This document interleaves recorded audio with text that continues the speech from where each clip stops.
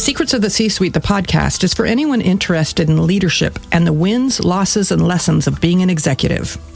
We are two women who have successfully navigated C-Suite roles and are sharing our experiences.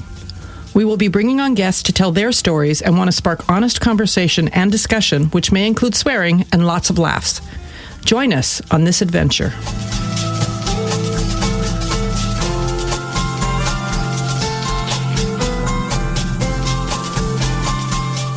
Hi, welcome to another episode of Secrets of the C-Suite. I'm Juliet, here with Susan, and we have an exciting guest today, Melissa Hurrington, who will introduce in a moment. But first, hi, Susan. Hi, Juliet. How are you today? I'm doing good. How are you? Well, I've had better mornings, to be honest. I apparently went to make an edit on my website and locked myself completely out of my admin page. So I broke my own website this morning. And that feels really A, dumb, and B, hard.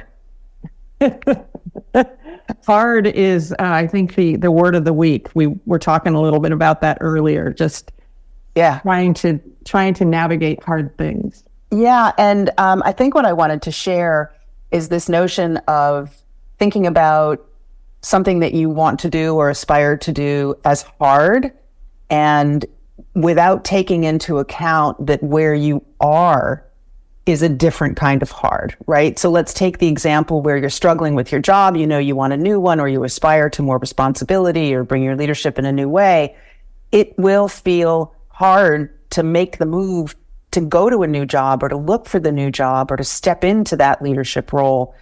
But we don't take into account how hard it is to feel small in the current position or to tolerate an experience that doesn't bring us, more alive or fully. So the theme is something actually we saw on LinkedIn, not on LinkedIn, sorry, Instagram, which was choose your hard, right? And we forget everything can be looked at as hard, but some hard moves you forward and some hard keeps you stuck. I don't know. How does that land for you, Juliet? I 100% agree with it. I remember when I was early in my career, I had been at a job for 6 years, and I was so afraid, and the future just looked daunting. I needed a new job, but I didn't even know how to proceed. And once I took that step, I realized how, yes, it was hard, but it was a lot harder to stay where I was. And I would have been less happy, just leaving the decisions to someone else and making that choice for myself. It really changed how I look at leaving jobs, getting jobs, navigating new experiences. It's all hard, but it's all good, and you grow in those situations. Yeah, I just love the idea of choosing. There's that intentionality behind choose your hard. So, I love that. Good for thought. We will be featuring some creative products on Secrets of the C-Suite, and the first of these is Hawk on Call. This is a cool innovation by a couple of entrepreneurs that we're excited to share. They had a problem with mice in their home and didn't want to use traps or poison to exterminate. They did some research and found that because hawks are predators to rodents, the sound of a hawk's call can keep mice and other pests at bay. Out of that discovery came a fantastic product called Hawk on Call. Whether in a house, apartment, or office, the Hawk on Call keeps your space rodent-free. Simply download the Hawk on Call 8-hour or 4-hour sound loop to play on your cell phone, laptop, or Bluetooth speaker. Go to hawkoncall.com to read more about it and to download. With that, welcome to today's episode of Secrets of the C-Suite, where we dive deep into the world of leadership, empowerment, and talk to visionary change makers. I'm Juliet, here with Susan, as I've already said, and our guest, which is another first, as she is someone that neither Susan nor I know personally, so it's very exciting to get to know. Our guest today is Melissa Hurrington, a devoted wife and mother who seamlessly balances her roles at home with an impressive career as CFO and VP of Operations at Premier Claims. Melissa navigates the complexities of financial strategy and operational excellence with remarkable finesse. But her influence extends far beyond the boardroom.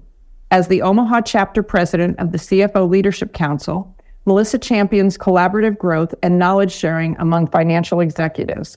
She is a powerful advocate for women's empowerment, inspiring audiences as a seasoned speaker and leveraging her platform to amplify diverse voices and foster inclusive leadership practices. Melissa is also a founding member of the Bold Leaders Collective, where she spearheads initiatives to cultivate courageous leadership and drive positive change. Recognized as a LinkedIn top voice and part of the Next 100, she stands among the visionary leaders shaping the future of business. Her commitment to mentoring and fostering a culture of lifelong learning further solidifies her as a true servant leader. With authenticity and humility at the core of her approach, Melissa Hurrington remains unapologetically herself in every endeavor. We are honored to have her join us today to share her insights, experiences, and the wisdom she's gained along her remarkable journey. So without further ado, let's dive in. Hi, Melissa. Welcome. Hi, how are you guys? Thank you so much for having me. I'm excited to be here. It's so great to have you. And I have to start with a bit of a fangirl moment. I know you from a distance as mutual members of the CFO Leadership Council, which is a great organization for any CFOs out there. Please look that up. Yes. It's just, I cannot describe how valuable it is. Yes. Anyway, but your LinkedIn post caught my eye, and I started to notice and look forward to seeing what you had to share. Your presence is filled with hope, joy, and a call to action, which I love. And I just wanted to know, can you tell us how you evolved into this inspirational leader, or maybe you were just born this way? You know, I would love to say I was just born this way. Maybe the born this way would be stubborn, hard-headed, type A, high-strung, maybe born that way. But in terms of who I am, how I show up at work, and probably more specifically to what you were saying on LinkedIn, it's been an evolution for sure. I think every leader learns the most from bad leaders, and I have not been immune to that experience in my career so far. And so much of those experiences teach you that that's the kind of leader I'm not going to be. There's so many learning lessons in that I've taken along the way of just little bits and pieces, and then obviously have evolved and grown in seeing phenomenal leadership, both directly impacting me and seeing leaders at their places, of just taking bits and pieces and wanting to be more like that. In terms of LinkedIn, honestly, it was COVID. It was a very pivotal moment in COVID. We're also sick of talking about it, I understand, but it was without a doubt a big part of our journey. And it was like right at that height of 2 weeks in, all of a sudden, all of us went home. What felt like in the blink of an eye, nobody had a game plan. And I was shocked as shit when everybody's head in the company snapped to me and looked at me of like, what's our game plan? What are we going to do? And I was worried about the health of my family, the health of our organization. Can we sustain this? What does this even mean? Is everybody going to show up and turn their laptop cameras on when they get home? They're like day to day, the big picture, stressed about all of it. Completely unexpected for people to turn to me. And everybody else seemed to have it all together. So I leaned hard into my network and was asking anyone I knew, like, what are you guys doing? What's your policy? What's this? How long are you staying home? And person after person after person, privately, whether it was phone calls or text messages or LinkedIn messages, emails, whatever it may be, was saying, I don't know. What are you doing? Yep. And there was one person specifically where I said, you just released a statement yesterday, like this eloquent, put together, here's our game plan, we got this, guys. And he said basically like, I'm shitting myself. Somebody else wrote that statement. I have no idea what I'm doing. And here I was panicking at home with, at that point, I had an 18-month-old daughter, a kindergartner who all of a sudden I was homeschooling while running a company and everything else. And my daughter had no concept. Mommy was home. No concept that I was working. And it just that chaos and that panic. And I just decided kind of in a F it moment, I'm just going to say the quiet part out loud. And I'm going to post on LinkedIn and say, I don't know what I'm doing. I don't know what my game plan is. I don't know how we make it through this. I don't know if we are going to make it through this. What I do know is that this is hard.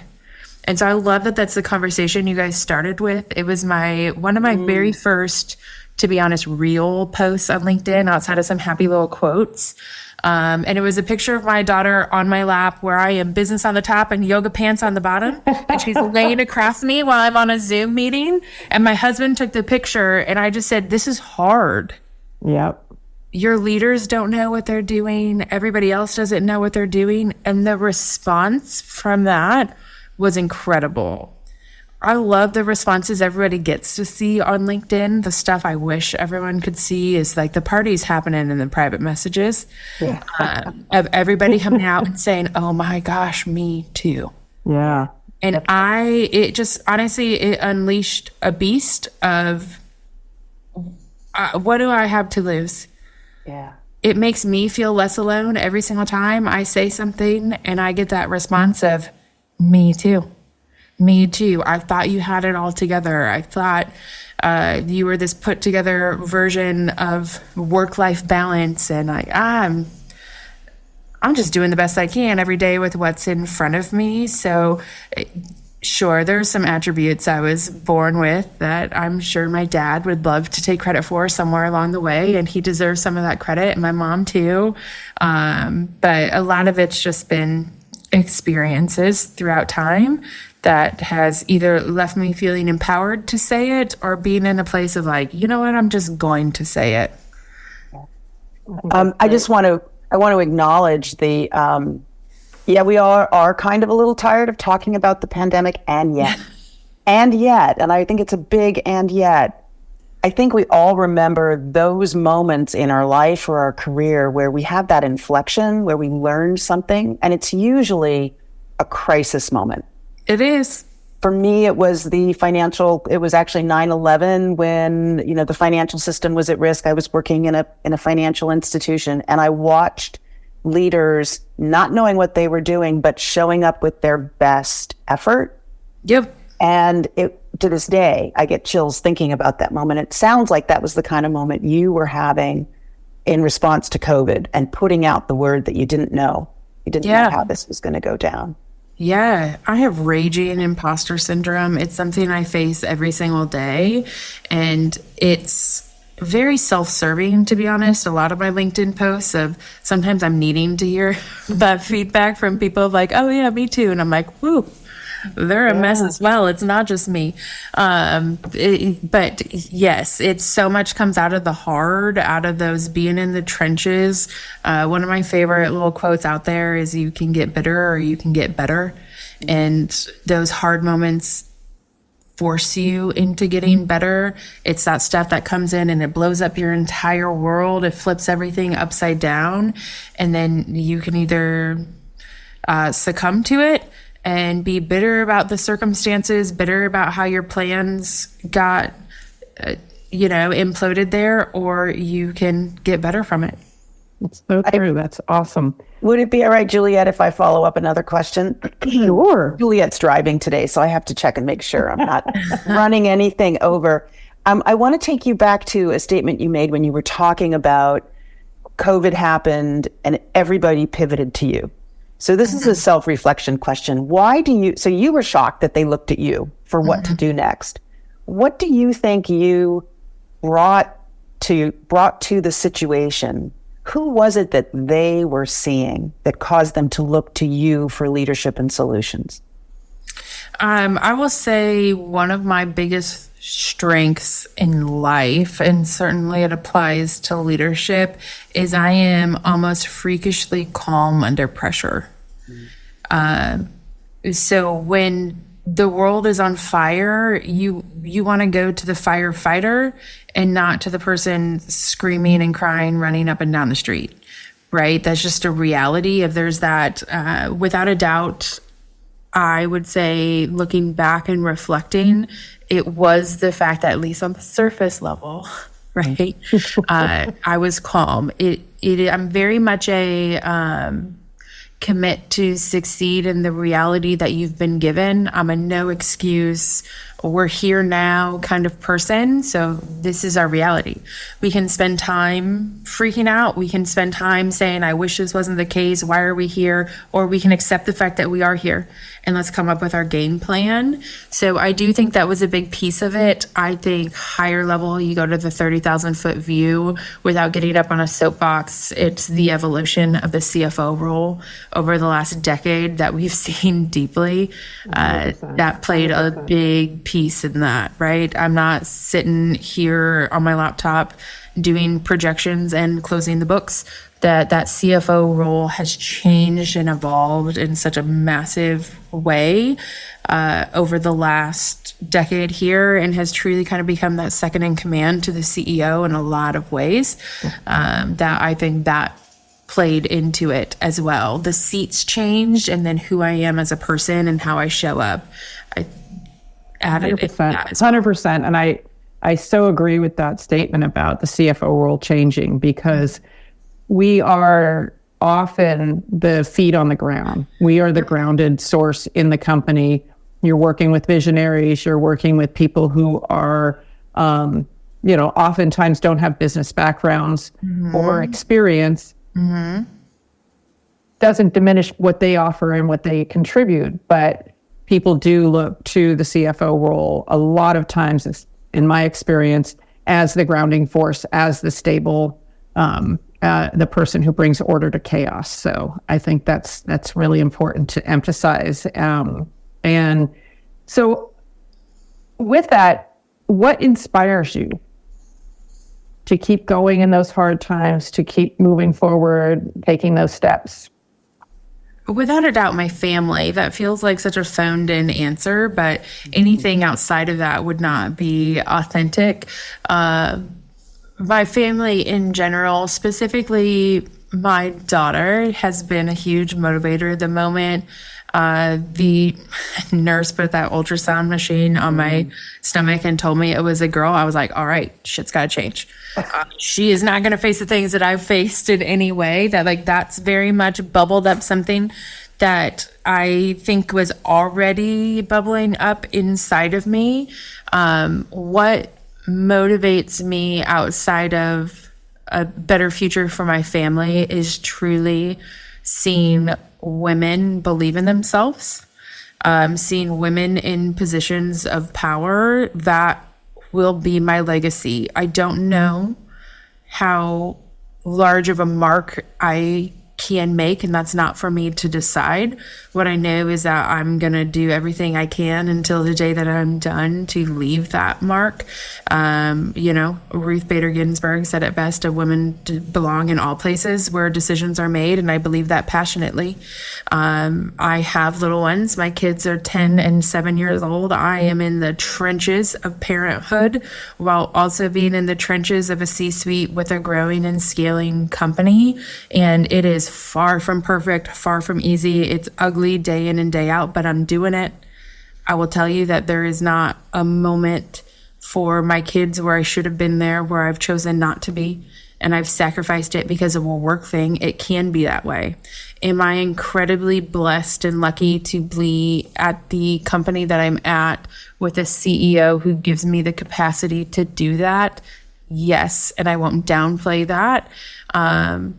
I think this should be the norm, though. I worked my ass off. I put in a lot of hours. It is not sunshine and roses, but I have never missed a single pitch of one of my son's baseball games, even when baseball in spring in Omaha, Nebraska is at 3 p.m. on a Tuesday. I don't know who that works for, but I find a way to be there. If the school nurse calls, I answer the phone, and if I need to go pick him up, I'm going to be there in a moment. We have tough mornings like everybody else, and this place is going to get a text from me of I'm going to be in late today, or I need to reschedule that meeting, or anything else. So that creating this experience that without a doubt I've carved out for myself is so important to me, to make sure that other people see it can be done, but B, the things need to change. There's some archaic corporate norms that have got to go. Business does not need to happen at happy hour. School pickup needs to happen during happy hour. I am confident that I am a phenomenal CFO, and I am more confident that I am a phenomenal mother, and I get them both wrong all the time.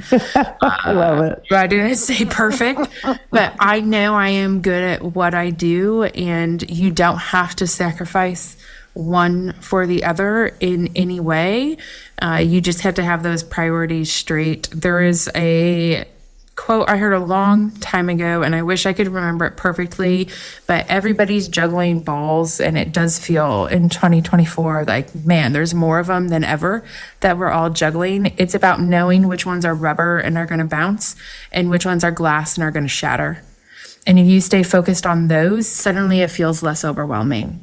If 3 of the 150 balls I have in the air drop, as long as they're ones that bounce, we'll pick them up and we'll get them back in the routine and we'll get going again here.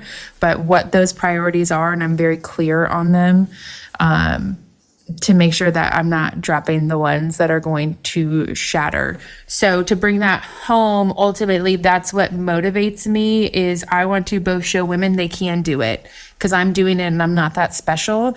And I want to show companies, other people that are in the room where those decisions are made, that if you bring women into that space, they are equally capable of getting it done. And until that changes, I simply won't stop. See, back to the hard-headed and stubborn. I have so many follow-up questions, but I'm going to stick to one. We had a guest on the podcast. I forget even when we recorded. It was within the last week, and he is a senior guy in academia. And one of the questions we asked him led him to say, I really wish women would stop asking permission. So he's a father of 4. He adopted 4 kids with his husband, and they have a life that sounds a lot like yours, lots of balls in the air. They cover what they can. It's imperfect and it's magnificent and beautiful. And he said, what I see with the people around me is the women are always asking if it's okay, whereas the men just say, I'm leaving at 3. And maybe it's a doctor's appointment. Maybe it's going to the spa. Maybe it's going to the kids' baseball game. But that explanation thing. So I just wanted to get your reaction to, do you still see that around you? Are you seeing women asking for the right to have the life that they have? Absolutely. I tell all of my direct reports, but specifically the women, I have to repeat it again and again and again, of something I say to them all the time is that sentence should have ended with a period, not a question mark. I need you to come to me with more FYIs than questions. Hey, last year we had just, of my direct reports, over half of them lost a parent last year. Like we as a team were just thrown into the trenches of grief. And I'm very blessed that today both of my parents are still living, so I can't empathize or genuinely understand the depths of that, but I've watched enough people go through it to know like it's ugly. It's going to come in waves. It's going to hit you on a Tuesday when you weren't expecting it, and that's okay. And go have that space. So we're coming up now on everybody's like a year anniversary and those things. And just this weekend, Monday morning into this weekend was an anniversary of one of them. I got a text of I don't feel like myself. I'm kind of a mess. To be honest, what would make me feel great today is if I got out of the trenches of my grief and my depression and cleaned my apartment. Is it okay if I take the day off and just feel like I kind of get my life together and hit the ground running on Tuesday? And I told her the only issue I have with that ask right now is that you asked at all. Have it be a FYI. I knew what was going on. I checked on you this weekend. You're a human, more than you are my employee. And if that's what you needed to do, that's what you needed to do. And I think so much of that needs to change in leadership in general. And yes, she was a female. And I think if it was a male, it would have been that FYI. We wouldn't have had to get there. But so much of it is the track record in our own head of, is me being a mother, is me having priorities outside of work going to prove to them that I'm not capable of balancing both? So when I have to ask to go be present and put on my mom hat, go do those things, are they going to think differently of me of, wow, they can't balance this? Where the men are like, I got to go be a dad. Or I gotta they go count, handle. they count on their wife, partner at home to be more of the. Well, there's local that. business. Yeah, there's It's a that whole different too. conversation. Yeah, boy, how much time do we have today? For sure. I mean, I tell people all the time to pivot off of that. My husband and I have been together for 16 years. And every time somebody asks me the question, typically like, how did you become a CFO? Marcus Hurrington. He believed in me before I believed in me. And what I do today is not possible without his support at home. Absolutely. He provides a That's ton of it. great. He has his own career and everything else, but those household duties are split. I am not always responsible for school drop off. Those baseball games, I haven't missed a single pitch, but anybody that has kids in youth sports know that they have to be there 45 minutes early. And it's snack duty and everything else. So I just show up in the parking lot right when the game starts. That supportive person at home is super important. And because a lot of people that are in traditional roles don't have that, it is more complicated. But ultimately, to go back to that original question, yeah, women are asking for permission and men are just doing it because they're so confident of the value they bring to the table, where women are naturally questioning the value that they bring to the table and how many things are in the cons column. It's the, boy, look at the gender pay gap. Go back to women don't get promoted as quickly as men do if they're in childbearing years, yet it is documented that men receive a bump in pay on average when they become fathers. That's so true. Yeah. They're seen as more valuable statistically. That's They have so now they incredible. have skin in the game, right?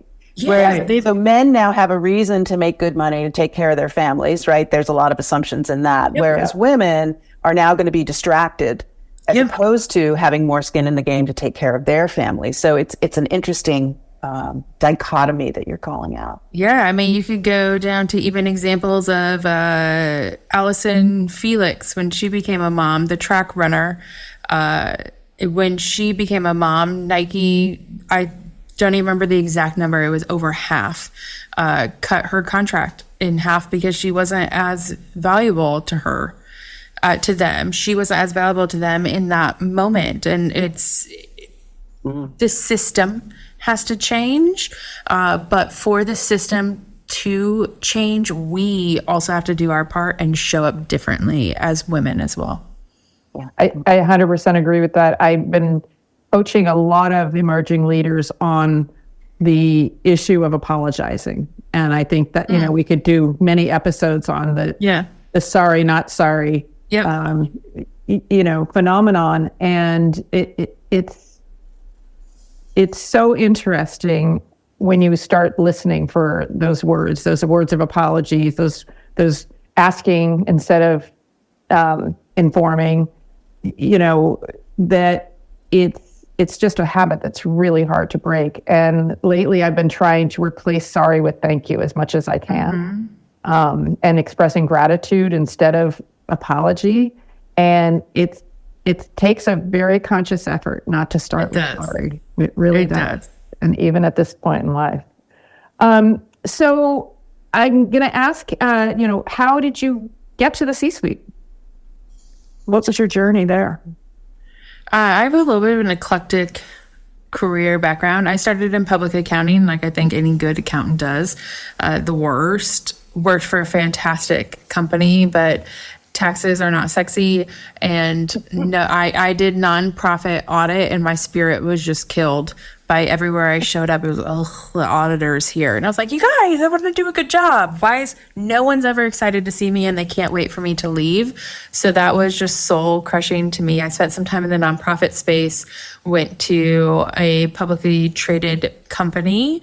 Then I went and I actually ran the financials from the controller perspective of an arena, ballpark, and conference center. So when your job is backstage at a Lady Gaga concert or the championship NCAA March Madness game or anything else, it really doesn't get much better than that. But the reality is that Taylor Swift doesn't do concerts on Thursdays at 10 a.m. What are we doing here? You need to go back to a Monday through Friday, 8 to 5. I actually went back to the nonprofit world. The CFO reached out to me and offered me a role back at the company I had worked at previously. And then the owner of Premier Claims and I, our paths crossed. Honestly, neither of us to this day exactly know how or where or anything else, but he got my number, I got his number, we met. And if you've ever met someone that just has that it factor, that you can't put your finger on it, you don't know what it is, he's that guy. He has that it factor. And I made the journey over here to Premier Claims. So that's the shortest version, Spark Notes, of my career background. As far as the progression, the biggest thing is the only job in my career that I applied for was my accounting internship out of college. I have been recruited to every single other job that I have gone to, sometimes without even updating my resume. And I think, honestly, the biggest result of that is something that you will never hear come out of my mouth is that's not my job. I believed in taking whatever job was in front of me and doing the absolute best and leaving everything in a better place than I found it. I'm a really big relationship builder. I think your network is your net worth, all of those things of surrounding good people around you, showing, giving. There were jobs in that quick Spark Note version that were not my favorite, with bosses that were not my favorite, and the same Melissa Hurrington showed up every single day to work. When I'm all in, I am all in. I've never done one foot out the door, and so really showing up, going above and beyond, finding ways to improve the processes, improve the workflow, improve who I am. So I attribute so much of it to network, to how I choose to show up. Never burn a bridge, no matter how enticing it is. And then I'm a lifelong learner. I'm obsessed with it. Just a sponge. How can I learn more? What's emerging out there? Stay on top of an industry, the role, all of it, and just evolve, evolve, evolve. My personal motto is 1% better every day. And that is how I show up personally and professionally. And that might be too fluffy of an answer, but it's an honest one. That is how I got here, is making connections. And somebody would leave this company and go over here, and then a job came open, and the first person that they thought of was me and gave me a call. And I've been very fortunate in that, but it's also been very intentional throughout my career in building that. Super impressive. I've now forgotten the question that I raised my hand to ask. Because I just don't know when to stop talking. I'm loving the talking. This is really, really great. I was let me just go to the question that I've been saving for the right moment, since I can't remember the one that came up as a result of what you were talking about. It is, so you got to the C-suite. What would you say is a secret that you've learned now that you're in the C-suite that you can share with our listeners? Nobody knows what they're doing. I mean, literally none of them. Myself included. And I think so many people have that experience of like, this room, it's so scary, and these people are so powerful, and you're not sleeping the night before, and making sure that your outfit's perfect if you were even invited into the room for this 5-minute presentation, and then the curtains get pulled back and you guys are like, oh, this is how we make decisions. Right? Yeah. Everybody's on their phone Googling what that word meant. Got it. Everyone's just out here winging it. That is without a doubt the secret that I learned. The very first CFO Leadership Council event that I went to, Juliet, since you brought it up, I was panicking on the phone with my husband, like sweating in the hotel room, emailing him. It was the first public event post-COVID. And I was like, I'm just going to email him and say I have COVID and I can't go. And he was like, why? And I said, I can't go into that room. It's like real CFOs of real companies. And he said, Melissa, if you are not a real CFO of a real company, like, we got issues, because every day you put on your CFO pants and you go to what I thought was a real company. Like, if that was all a lie, we got problems at home. But to my knowledge, you are a real CFO of a real company. And I was like, yeah, but I'm just pretending. Like, these guys are doing real stuff. And then walked in, I mean, just sweating, panicked, my Apple Watch asking, are you working out? Because my heart rate is so high. And then a question got brought up around that's like round tables after a presentation. And a question got brought up by somebody that was at a significantly larger company than what I'm at. And my immediate thought was, even I know that answer. How do you not know that? And then one thing after another, it came down of, no matter the size of the company, no matter how long it's been in the C-suite, so many of us are facing the same issues. So many of us don't know the answers. I went to a really powerful presentation it was the Moderna CFO, became CFO. Oh my gosh, I've said COVID 100 times during this. I'm horrified.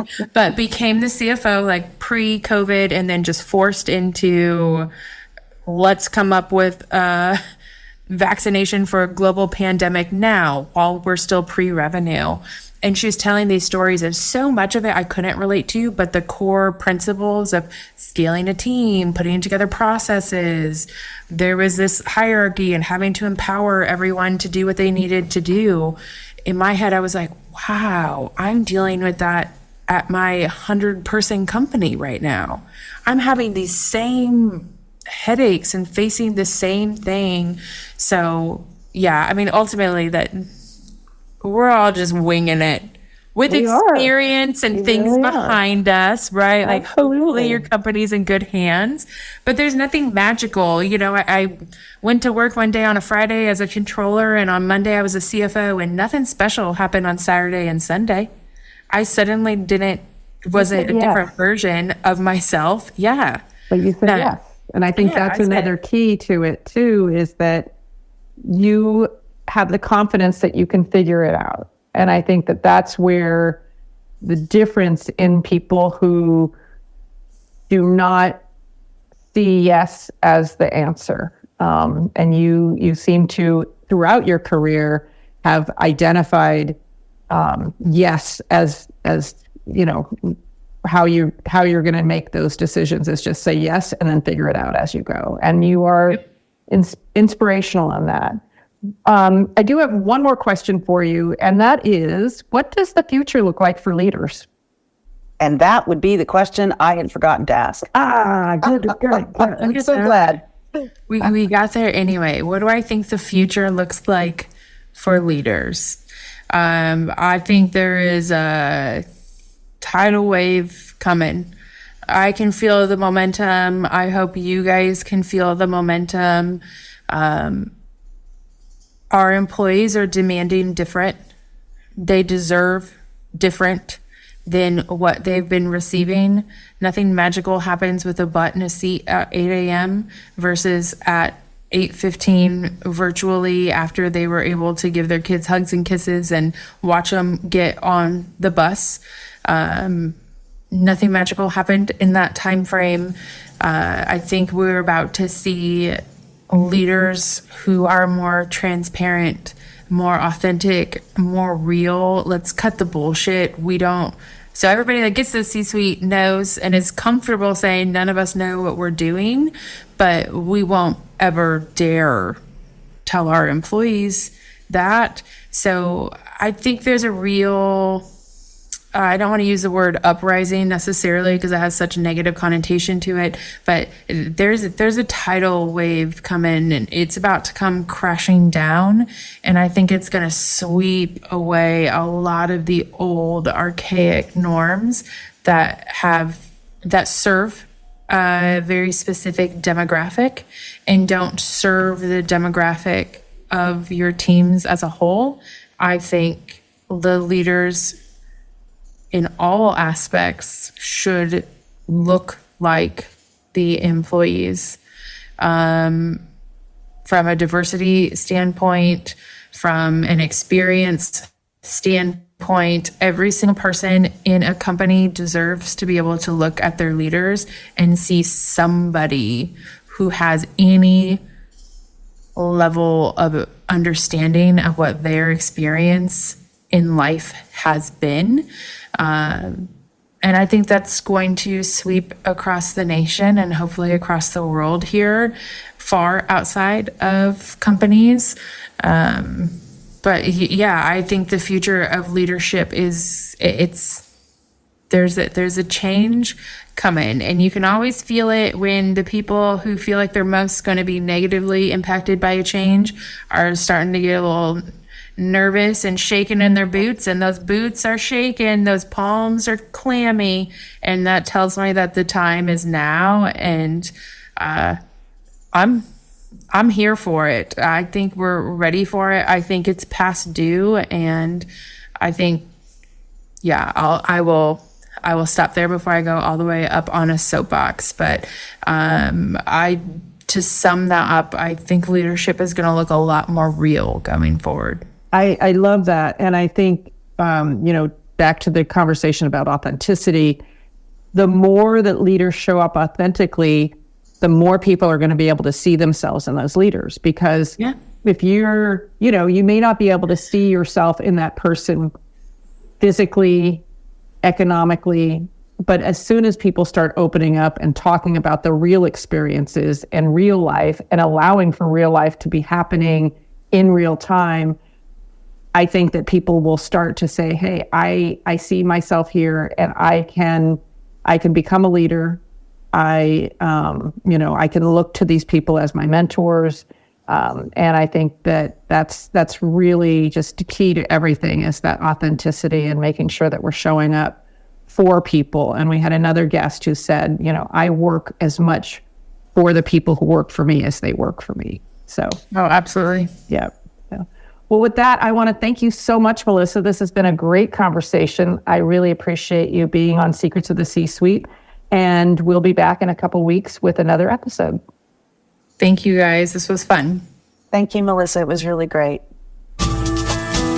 We're so glad you've joined us for this episode of Secrets of the C-Suite, the podcast.